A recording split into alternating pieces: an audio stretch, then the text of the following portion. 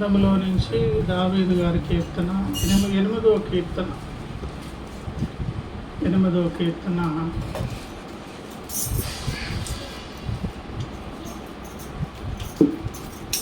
3-4 వచ్చిన భాగాలు నేను చదువుతున్నానండి, చూడండి. నీ చేతి పని అయినా నీ ఆకాశములను నీవు కలుగజేసిన చంద్ర నక్షత్రములను నేను చూడగా, నీవు మనుషుని జ్ఞాపకము చేసుకున్నటకు వాడేపాటి వాడు, నీవు నరపుత్రుని దర్శించుటకు వాడేపాటి. చిన్న మాట ప్రార్థన చేద్దాం. ప్రేమగల తండ్రి, పరిశుద్ధుడా, మీకు వందనాలు, స్తుతులు చెల్లిస్తున్నాం. ఈ మంచి సమయంలో ఈ 4వ వారపు కూడిక మీద కనుదృష్టించి లేఖనము ద్వారా మమ్మల్ని దర్శించి, ఘనుడా మీరు మహిమ పొంది మీ దీవెనలకు నన్ను మమ్మల్ని పాత్రలుగా చేసి నడిపించి మహిమ పొందమని ప్రతివిధ ఆటంకమును గద్దిస్తూ మీ సన్నిధి కోరుతూ సహాయమునికే దిగి వచ్చి మమ్మల్ని దర్శించుమని యేసయ్య నామములో ప్రార్థించి వేడుకుంటున్నాం పరమ తండ్రి, ఆమేన్. దేవుని స్తోత్రం, హల్లెలూయా. ప్రియమైన దేవుని బిడ్డలారా, దేవుని సంగమా, చదువుకున్న లేఖన భాగమును మనము గమనించినట్లయితే 3-4 వచ్చిన భాగాలు 8వ కీర్తనలో ఉన్నటువంటి సందర్భాలు జ్ఞాపకం చేసుకుంటే అక్కడ ఒక కంపారిజన్ చేస్తున్నారు. అనగా ఎదురెదురుగా 2 సంగతులు లేదా దేవుని సృష్టి కార్యాలను ఎదురుపెట్టి వాటి మధ్య ఉన్నటువంటి భేదాన్ని, వ్యత్యాసాన్ని, మహిమలో ఉన్న తేడాను చూపిస్తూ ఉన్నారు. 3వ వచనములు అన్నారు, నీ చేతి పని అయిన నీ ఆకాశములను నీవు కలుగజేసిన చంద్ర నక్షత్రములను నేను చూడగా. ఈ చంద్ర నక్షత్రములు అనేవి మానవ జాతికి వెలుగివ్వడం కొరకు, రాత్రి వేళ వెలుగిచ్చేదాని కొరకు దేవుడు వాటిని వెలుగు దివ్వలుగా దేవుడు ఇచ్చాడు. అలాగే ఆకాశములు ఆకాశములు అనేవి వంతుపడుతున్నటువంటి సందేశం. అది పంచభూతాత్మక సృష్టిలో అది ఒక భాగం. ఆకాశము, భూమి, నీళ్ళు, అగ్ని, అలాగే వాయువు, ఈ పంచభూతాలు. ఆకాశము అనేది చాలా విస్తృతమైనటువంటి ప్రత్యేక సందేశం. దేవుని అర్థం చేసుకునేటువంటి వర్ణనలవి. ఉదాహరణకు భూమి నివాసయోగ్య స్థలము, అక్కడ అవసరమైన ఆహారం కూడా దొరుకుతుంది. అలాగే దేవుడు అనగా మనకు ఆశ్రయం. ఆయన సృష్టి మొత్తం ఎవరిలో చేయబడింది? ఆది అనబడిన యేసయ్యలో సృష్టి మొత్తం ఎక్కడ ఉంది? అలాగే భక్తుడు ఆశ్రయించాల్సినటువంటి ఆశ్రయదుర్గం కూడా ఎవరు? నీవే నా ఆశ్రయము అని భక్తులు అన్నారు. అక్కడ ఉన్నంతకాలం భక్తునికి క్షేమం. భక్తునికే కాదు, విశ్వానికి క్షేమం. ఆ దేవుడే మరలా ఆహార పానీయాల్లో కూడా బ్రతకాలంటే ఆహారం తినాలి, నీళ్ళు తాగాలి. సమృద్ధిగా దొరికేటటువంటి స్థలం భూగ్రహం. నివాసయోగ్యమైన ఆహార పానీయాలు దొరికే అలాంటి వాడు దేవుడు. మన వాయువు అంటే మనం బ్రతకడం కొరకు దాన్ని పీల్చాలి, కానీ అది ఎలాగుంటుందో తెలియదు. అలాగే అది ఏ రంగు ఎలాంటిదో మనకు అర్థం కనిపించకపోయినా గాలి పీల్చి బ్రతుకుతున్నాం కనుక దేవుడు కూడా కనిపించకపోయినా మనం బ్రతికుండడానికి కారకుడు జీవవాయువు ఎవరు? ప్రాణాధారము దేవుడు. అర్థం చేసుకోవడం కొరకు గాలిని అలా పెట్టారు. అగ్ని పవిత్రతకు పరిశుద్ధతకు సూచన. దానికి కల్మషము అంటది సరిగదా. దానిని వాడితే కల్మషం ఉన్నటువంటి వస్తువులు కూడా ఏమవుతాయి? శుభ్రం అవుతాయి. మరి శుభ్రమైన తర్వాత మిగిలిన కల్మషం ఏం చేయాలి? లేకుండా చేసి పడే శక్తి కూడా మళ్ళీ దేనికి ఉంది? చెత్త పెంట పనికిరాందని ఏం చేస్తుంది? ఆ కల్మషమే లేకుండా చేసి పడేస్తుంది. దేవుడు కల్మషమును లేకుండా చేసేది. కల్మషం అంటితే శుభ్రం చేస్తారు. అంత పని చేసినప్పుడు కూడా ఆయనకు అసలు కల్మషం అంటని అగ్నికి ఎలాగంటదో దేవునికి అంటది. ఇంకేముంటుంది? నీరు, అది ప్రాణాధారం అని కాకుండా దాన్ని అది కూడా ఏమండి చూసేదానికి పనికి వస్తుంది కదా. నీళ్ళ లోపల ఏదైనా ఉంటే ఏమవుతుంది? కనిపించదా? నిర్మలంగా ఉన్న నీళ్ళ లోపల ఏదైనా వేసి చూస్తే నీళ్ళు ప్రాణాధారము జీవనాధారం మాత్రమే కాదు, కొన్నిసార్లు దేవుడు కనిపించినట్లుగా దర్శనమిచ్చే దేవుడు అనే ఒక పాఠం అన్నమాట. గాలి అయితే ఎట్లుంటుంది? అదృశ్యంగా ఉంటుంది. దేవుడు అదృశ్యుడే కాదు, అప్పుడప్పుడు ఆయన కనిపిస్తారబ్బో అనడం కొరకు నీళ్ళను మనము దేవుని అర్థం చేసుకోవడానికి దేవుడు అంటే పాఠాలు ఇవన్నీ. మరి ఆకాశం అంటే ఏంటి? ఆకాశం అంటే ఏంటి? దాన్ని ఎట్లా పోల్చాలి? ఎలా చెప్పాలి? ఆకాశం కాదు, ఆకాశములు అన్నారు. మన నెత్తి మీద కనిపిస్తున్నటువంటి ఆకాశము నీ ఊహలకు అందే కొలతతో ప్రయాణం చేసి అక్కడికి వెళ్తే అంటే ఏమాత్రం డిస్టెన్స్ ఉండొచ్చండి అని అనుకోండి. ఎలా డిస్టెన్స్ కొలవచ్చు అంటే దీన్ని ఎలాగా కొలవచ్చు అని అంటే దానికి సింపుల్ లాజిక్ ఉంది. ఈ తూర్పు పడమలు కొలవచ్చు కదా, ఎందుకంటే భూగ్రహం తాలూకు ప్రారంభం ఎండింగ్ ఇన్ని కిలోమీటర్లు. అంత ఎత్తుకు వెళ్ళిన తర్వాత మళ్ళీ అక్కడ ఆగి చూస్తే మళ్ళీ ఆకాశం మళ్ళీ అంతే ఎత్తులో కనిపిస్తుంది. మరంత ఎత్తు వెళ్ళి మళ్ళీ చూసామనుకో మళ్ళీ కూడా అది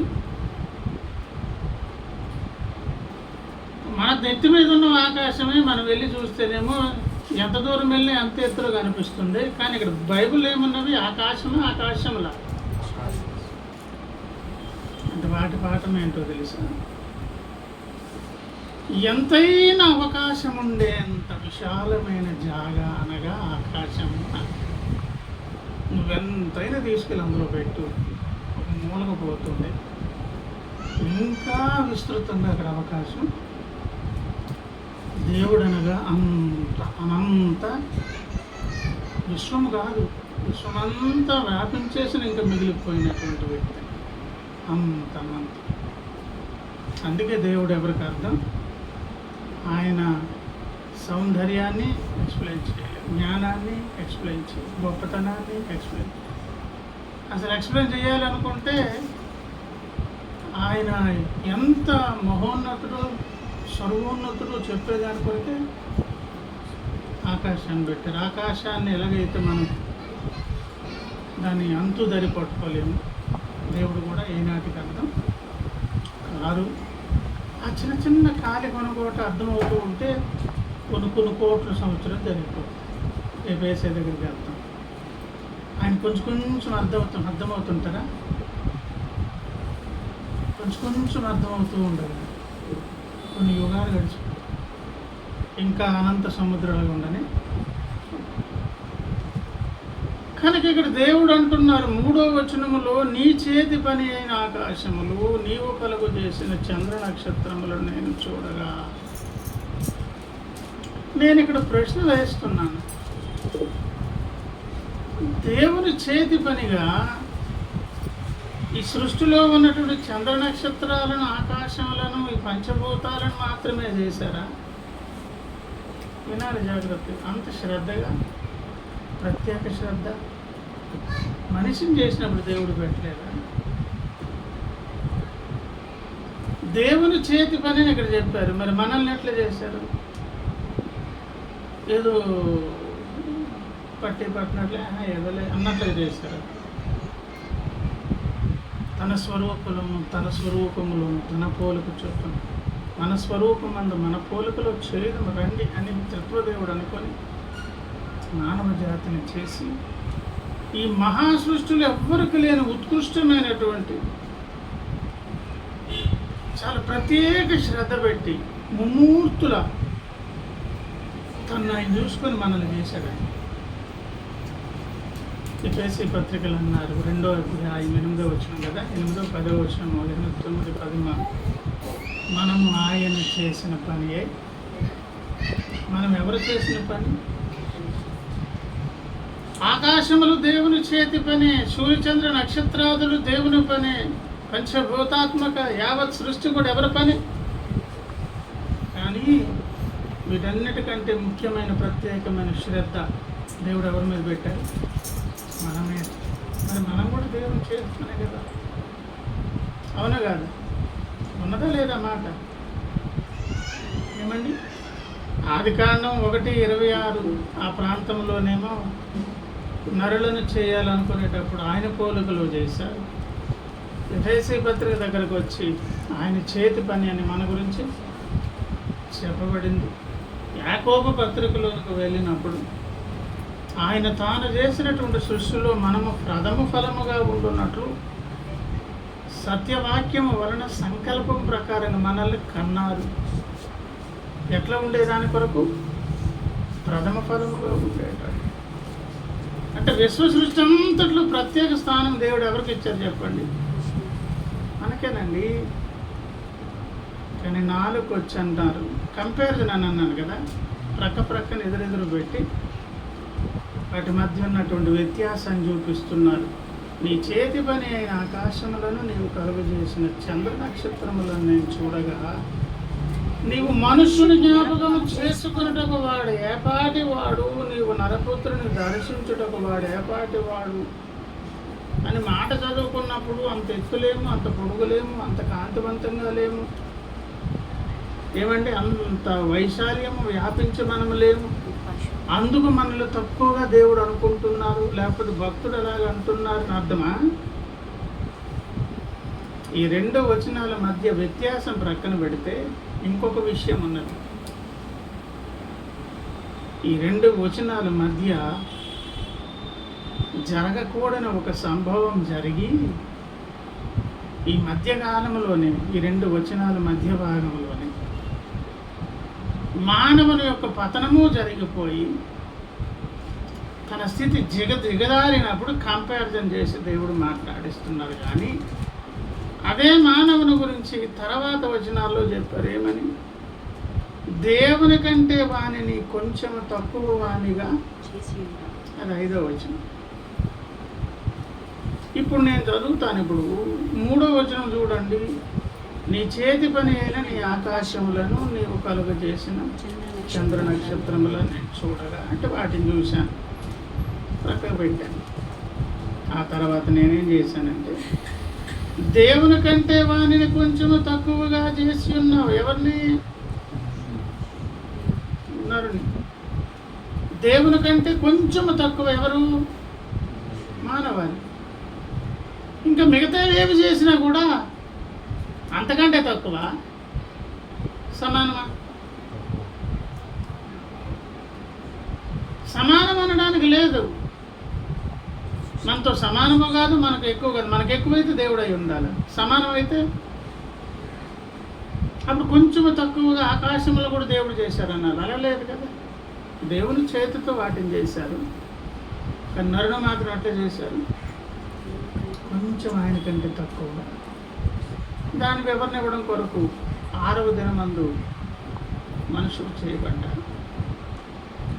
సంపూర్ణ సంఖ్య 7 గనక 7 అనేది ఎవరికి ఆపాదించాలి? దేవునికి. 7 కంటే కొంచెం తక్కువే చెప్పండి. 7 కంటే 5 తక్కువ, 4 తక్కువ, 3 తక్కువ, 2, 1 అన్నీ తక్కువే. కానీ అన్నిటికంటే కొంచెం తక్కువేది 6. ఆ దినమందు నువ్వు నేను చేయబడ్డాను. మిగతా సృష్టి కూడా చేయబడింది, వాటి దినాలు వేరు. కానీ సూర్యచంద్ర నక్షత్రాదులు చేయబడిన దినం ఇది 4వ దినం. 4 బాగా తక్కువ కదా. ఇప్పుడు మానవుడును నక్షత్రాలు సమానమా? ఎక్కువ తక్కువ? వాటిని చూడగానే ఇక్కడేమన్నారు? మనుషుని జ్ఞాపకం చేసుకోవడానికి వాడు ఏపాటి వాడని ఎందుకు అంటున్నారు? చేసినప్పుడేమో మనం వాటికంటే ఎక్కువ, ఇప్పుడు పరీక్షించి చూస్తేనేమో వాటికంటే కూడా తక్కువగా కనిపిస్తున్నాం. అంటే ఈ 2 వచనాలు మధ్యలో ఉన్నటువంటి అసలు సంగతి ఏంటి చెప్పండి? మానవుడు చేయబడినప్పుడు చాలా అత్యున్నతుడుగా చేయబడ్డాడు. దురదృష్టవశత్తు తనకు తాను చేసుకున్నటువంటి స్వయంకృత అపరాధమును బట్టి ఎంత దిగజారిపోయాడో తెలుసా? దేవుడు తన చేతితో చేసినటువంటి సృష్టితోనే పోల్చి చూస్తే కూడా మానవుడు ఎట్లున్నాడు చెప్పండి? తక్కువగా, నాసిరకంగా, కేవలంగా కనిపిస్తున్నాడు. దానికి ఒక అర్థం చెప్పవచ్చు. దేనిని బట్టండి అని అంటే, వాటిని దేవుడు చేశారు, వాటికి ఒక బాధ్యత అప్పగించారు. చూచా తప్పకుండా అవి తూర్పును సూర్యుడు ఉదయిస్తున్నాడు, పశ్చిమాన అస్తమిస్తున్నాడు. వాటి ఋతువుల్లో వాటి పని అవి చేస్తుంది. నీళ్లు చేసే వర్షం తన పని తాను చేస్తుంది. సృష్టి కార్యంలో ఉన్న ప్రతిది కూడా దేవుని మాట తప్పకుండా మాట వింటుంది. మనుషుడు తన స్వయంకృత అపరాధంలో చేసిన పొరపాటు ఏం చెప్పండి? మాట వినలేదు. మనకంటే అవి ఎందుకు బెటర్ అయిపోయాయి తెలుసా? అవి దేవుని ఆజ్ఞకు లోబట్టాయి, మనమేమో అతిక్రమించాం. ఇక్కడ ఒకటి సైడ్ హెడ్డింగ్ పెట్టుకుని ఒక టాపిక్ చెప్పుకుంటే, ఎంత ఘనమైన స్థానంలో నరజాతిని చేసిన దేవుని ఆజ్ఞను మీరినందు చేత మనకున్న స్థానాన్ని మనం ఏం చేసుకున్నాం? చేజేతుల పోగొట్టుకున్నాము. చేజేతుల పోగొట్టుకున్నాము. దాని ద్వారా ఇంకో పాఠం చెప్తున్నాం.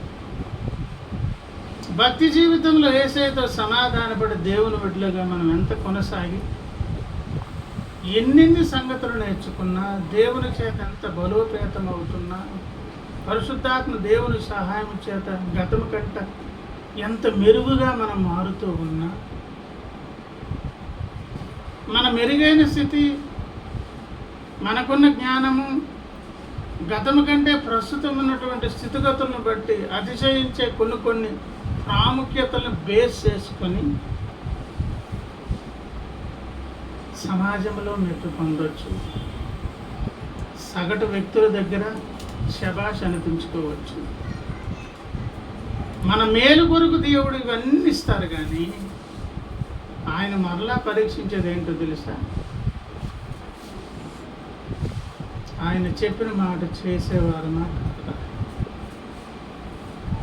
ఆయన మాటను ఆజ్ఞను ఉల్లంఘించే పరిస్థితి మనకు వస్తే, మనకున్న ప్రాముఖ్యతలను బట్టి సమాజంలో మనకు పేరు ప్రఖ్యాతులు కలుగుతాయి. కానీ దేవుని ముందు ఎట్లుంటాం చెప్పండి? ఈ కంపారిజన్. ఏ కంపారిజన్?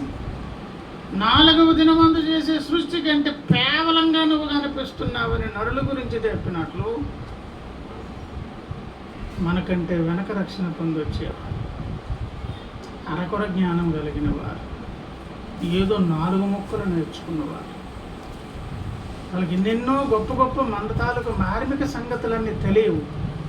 ఆ తెలిసిన 2-3 విషయాల్లో దేవునికి భయపడి ఆయన ఆజ్ఞలు పాటిస్తూ లోబడి ఖరాఖండిగా దానికి శ్రద్ధ వహించి బ్రతికేవారు ఉన్నారనుకోండి, వాళ్ళ ముందు మనతో అంటారు, వాళ్ళను పోల్చి నిన్ను చూస్తే నిన్ను జ్ఞాపకం చేసుకోవడానికి నువ్వు ఏ పాటి అని ఎప్పుడు అంటారు చెప్పండి? ప్రభునందు ప్రియులారా, ఈ పాఠం ఏంటి? మన ఆధిక్యతలు, గొప్పతనాలు, మన మేలు కొరకు దేవుడిచ్చేటటువంటి ఇతరత్ర ఈ ప్రత్యేకమైన గతము కంటే మించిన ఈ మంచి లక్షణాలన్నీ, ఈ సామర్థ్యం అంతా మంచిదే. దానివల్ల పలుకుబడి పెరుగుతుంది, ఎదుటి వ్యక్తుల దగ్గర మనకు ఘనత వస్తుంది. కానీ దేవుడు వీటిని చూడట్లేదు. సమూయేలు తన మాట మనం జ్ఞాపకం చేసుకోవాలి. ఏమండి? సమూయేలు గ్రంథంలో తెలిసిన మాట, ఆ మాట, ఆ ప్రారంభపు మాట గుర్తురానందు చేత నేను తీయాల్సి వచ్చింది. కానీ ఏమండి,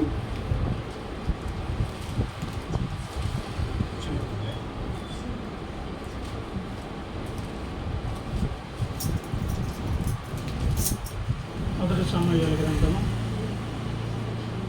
16వ అధ్యాయము 6వ వచనం. వారు యెహోవా అభిషేకించినవాడు. వారు వచ్చినప్పుడు అతడు ఏలీయాబును చూసి, నిజముగా యెహోవా అభిషేకించేవాడు ఆయన ఎదుట నిలిచి ఉన్నాడు ఎవరనుకున్నారు? సమూయేలు. అయితే యెహోవా సమూయేలుతో ఇలాగు,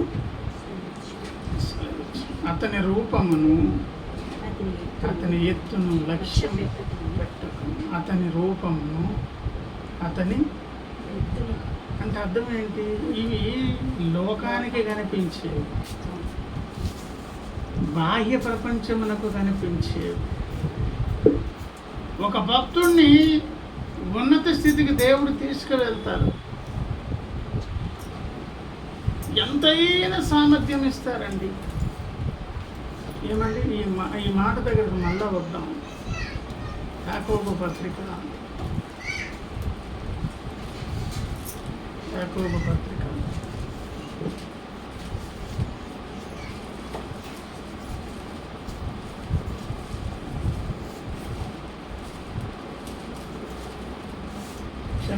1 పేతురు పత్రిక 4వ అధ్యాయం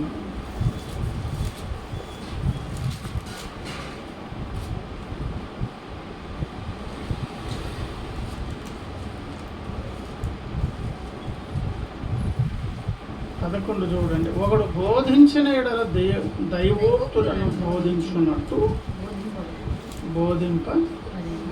ఒకవేళ బోధిస్తే నువ్వు ఎట్లా బోధించాలంట? నిజంగా దేవుడు వచ్చి కూర్చున్నా సరే ఇవే చెప్తారండి, ఇంకా కొత్తగా ఏం చెప్తారు? అన్నంతగా బోధించాలంట. అవుతుందా అది? దేవుడే వచ్చి ఆ ప్లేస్లో ఉంటే ఏం చేస్తారు? అలా బోధించగలరా ఏ మనిషి అయినా? అవుతుంది కదా. కానీ తర్వాత చూడండి, మరి బోధించమన్నారు కదా, ఎలాగా? ఒకడు ఉపచారము చేసిన ఎడల, ఏదో ఒక పరిచర్య, దేవుని పరిచర్య చేసిన ఎడల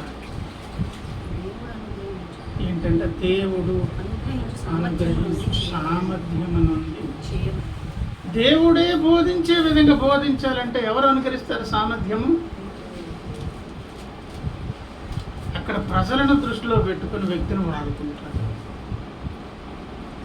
వ్యక్తిగతంగా మనకిచ్చే మేలులు, ఆశీర్వాదాలు నీ సొంత క్షేమం కొరకే కాదు, ఎదుటివారి క్షేమాన్ని కూడా దృష్టిలో పెట్టుకుని దేవుడు ఏం చేస్తారు? మన వరాలు ఇస్తారు. దేవుడే వచ్చి బోధించాడండి అని మురిసిపోతావు. ఎందుకో తెలుసా? ఆ దైవోక్తులు బోధించేటటువంటి వ్యక్తికి సామర్థ్యం ఎవరిచ్చారు? ఆ ఉపచారం చేసేటటువంటి వ్యక్తికి సామర్థ్యం ఎవరిచ్చారు?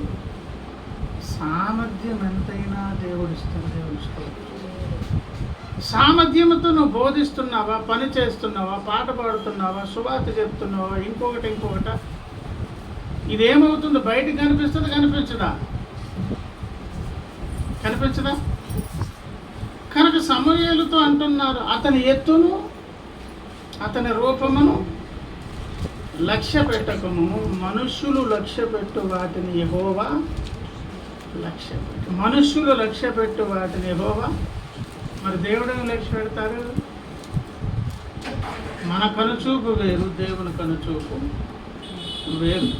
మనం చదువుకున్నటువంటి ఆ మాటలు ప్రభునందు ప్రియులారా, ఒక 2-3 సంగతులు చెప్పి ముగిస్తాను. అదే ఆ 8వ కీర్తన దగ్గరికి రండి.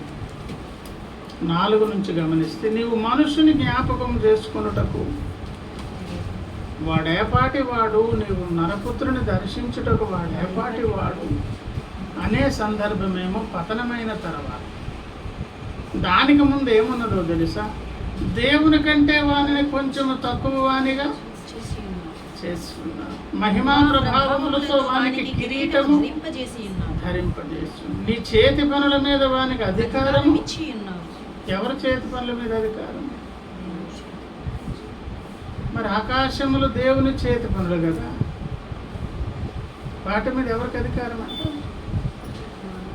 సూర్యుని చంద్రుని అయ్యోను గిబియోనులో ఆగిపోండి అని ఒక మాట యెహోషువ పలికితే ఒక నాడెల్లా అంటారు అన్నమాట.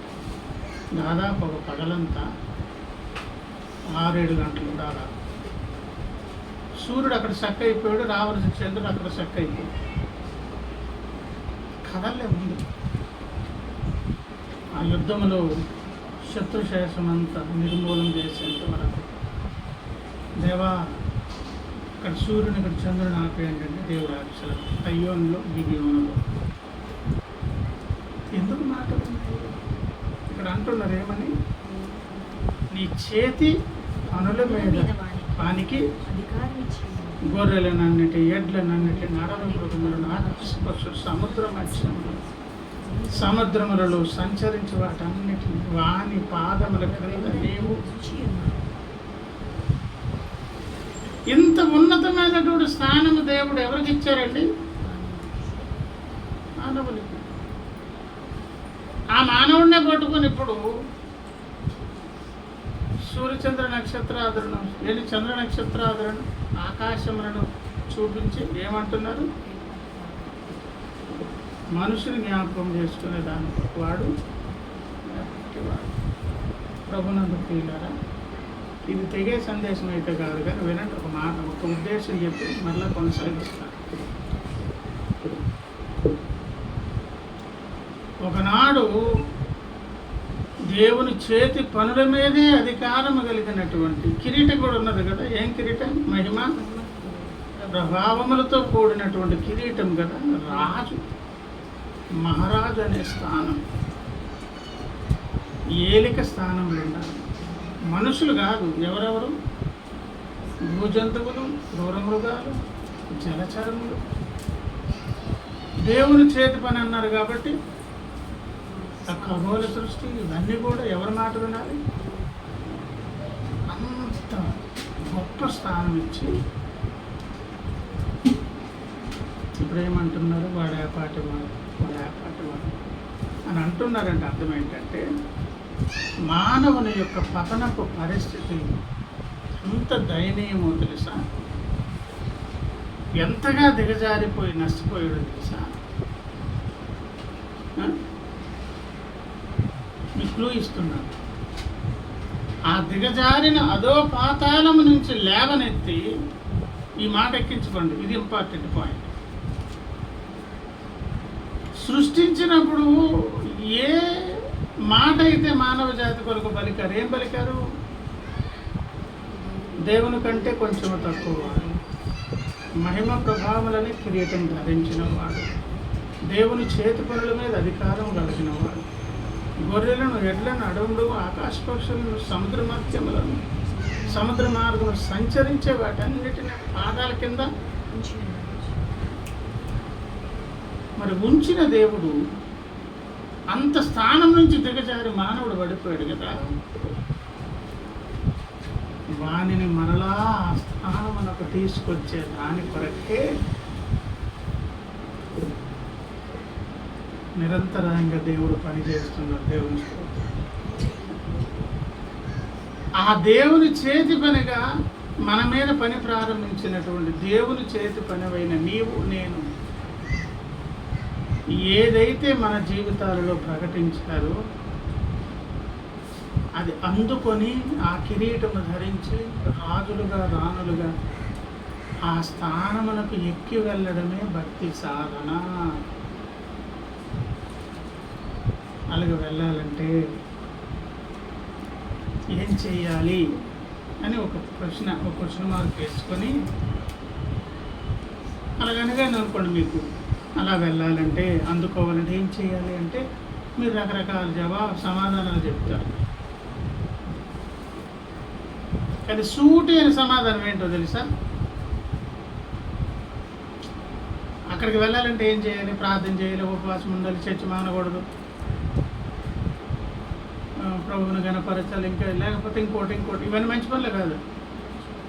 మరి అమ్మలాగా ఆయన పాదాల దగ్గర బోధ వినాలి, ఉత్తమమైన దాన్ని ఎంచుకోవాలి, ఇవన్నీ మంచి కదా. కానీ సూటి జవాబు ఏంటో తెలుసా? అంత స్థితి నుంచి పడిపోవడానికి కారణం ఏంటి? ఆటలకి. ఆ స్థితికి నువ్వు ఎక్కిపోవాలి, నేను ఎక్కిపోవాలంటే చేయాల్సిన పని ఏంటో తెలుసా? మాట వింటే చాలండి. దేవుని స్తోత్రం. విననందుకు పతనమయ్యాడు మానవుడు.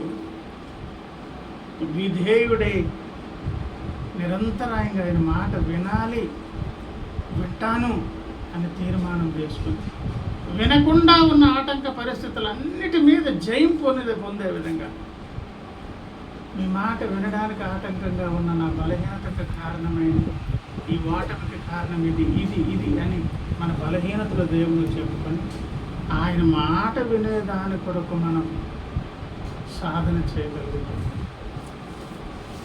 ప్రతిరోజు ఆయన మాట నమ్మకంగా విన్నాను అని చెప్పగలిగితే ఏ ఆధిక్యత అయితే దేవుడు ఇచ్చి మానవ జాతిని చేశారో అది తప్పకుండా సాధించుకుంటాం.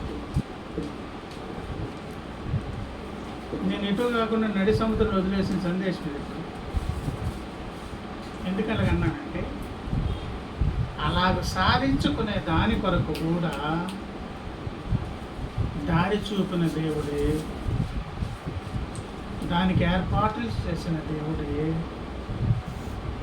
దాని కొరకు జరిగించాల్సినటువంటి పరిహారం వేళ చెల్లించి వేదిక సిద్ధపరిచాడు.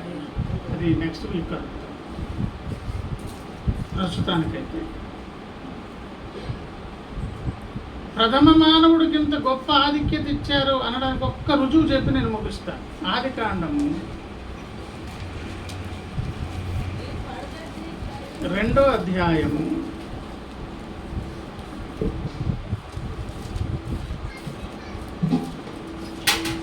19 నేను చదువుతున్నాను. దేవుడైన యెహోవా ప్రతి భూజంతువును ప్రతి ఆకాశ పక్షిని నేల నుండి నిర్మించి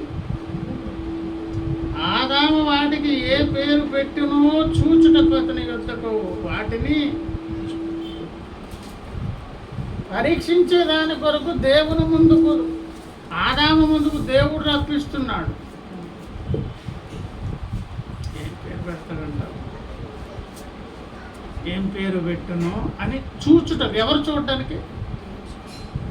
ఇప్పుడు ఎగ్జామ్ పెట్టి కూర్చున్నానంటే అర్థం ఏంటి? నేను నెక్స్ట్ దాన్ని కరెక్ట్ రాశారు లేదా చెక్ చేస్తాను అన్నట్లే కదా.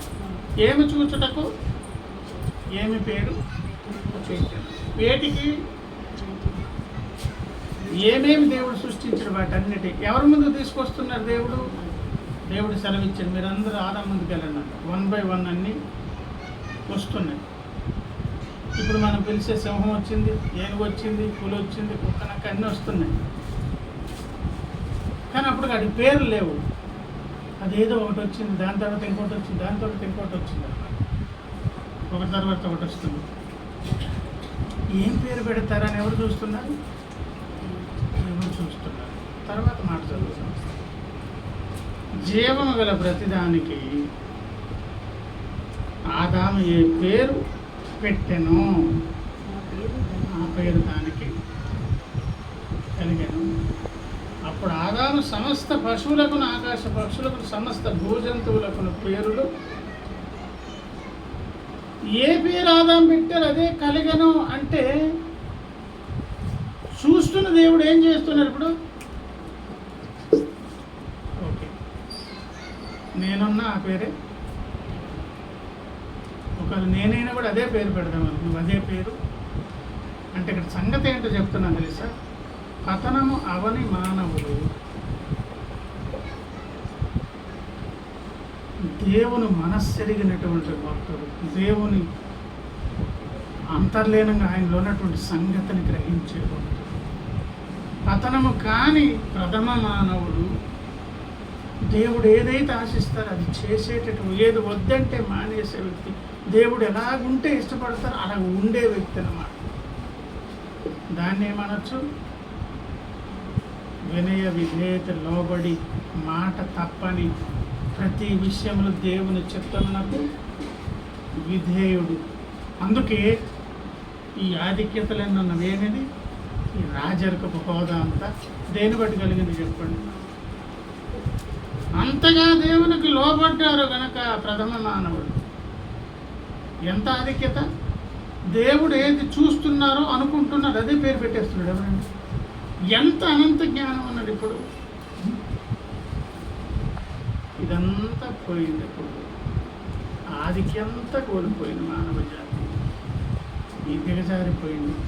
ఈ దిగజారిపోయిన మానవుడు మళ్ళా ఆ ఉన్నత స్థితికి ఎక్కించే దాని కొరకు మనకు ఇవ్వబడిన అమూల్యమైనటువంటి ఆ గొప్ప అమూల్యమైన శక్తి వ్యక్తి యేసునాథుడు, దేవుని పరిశుద్ధాత్మ దేవుడు.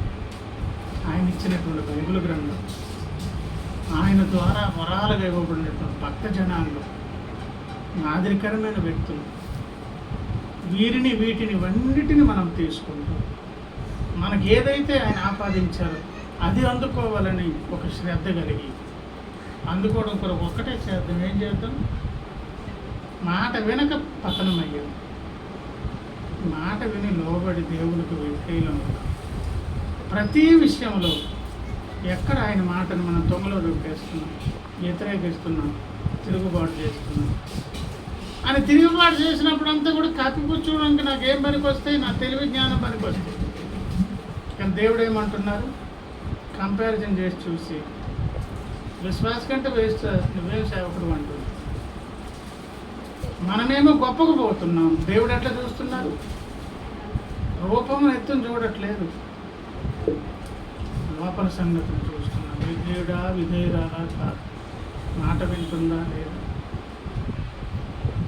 ఆ వినే స్థితి మనకు ఉన్నంత కాలం మనం రాజులుగా రాజులుగా ఎక్కి అనుభవం వైపు వెళ్తామండి.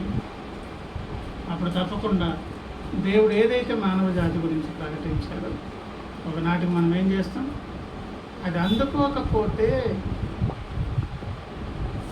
ఏదో రక్షణ పొంది నరకం తప్పించుకొని అనే వైఖరి యుగాలు రేపు దేవుని ముందు క్రైస్తవుడు వేదనే పొందుతాడు. ఎందుకు జీవితాన్ని వృధా చేసుకున్నాను? అక్కడికి వెళ్ళి పెడబొబ్బలు పెట్టకుండా ఎక్కడ ఉంటుంది కానీ సాధించుకునే దాని కొరకు చేసేదే దైవభక్తి సాధన. అలా చేద్దాం. దేవుడి మాటలు దీవించుకుని రండి, ప్రార్థన చేద్దాం.